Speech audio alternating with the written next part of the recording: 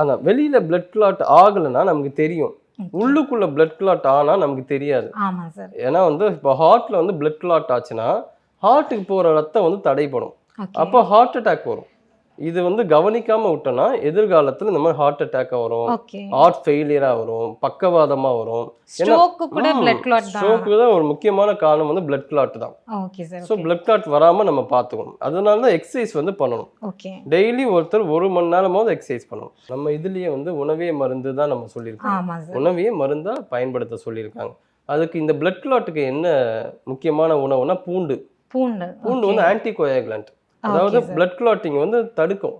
Okay. இந்த மாதிரி உடம்புல உள்ளுறுப்புகள்ல வரக்கூடிய இந்த ரத்த உறைதல் பிரச்சனையை தடுக்கக்கூடிய ஆற்றல் பூண்டுக்கு உண்டு. பூண்டுக்கு இருக்கு. ஆனா எப்படி பூண்டை சாப்பிடணும்னா பூண்டை வந்து ஒரு 8 பல்லு பூண்டு எடுத்து ஓகே. பால்ல போட்டு காய்ச்சணும்.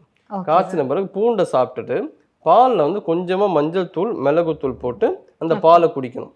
ஓகே. இது வந்து நைட் டைம் மட்டும்தான் சாப்பிடணும், பிஃபோர் ஸ்லீப். இதை ரெகுலராக எடுத்துக்கிட்டே வந்தாங்கன்னா இந்த பிளட் கிளாட் பிரச்சனை கண்டிப்பாக ஃபியூச்சர்லேயும் வராது, இருந்தாலும் சரியாகும்.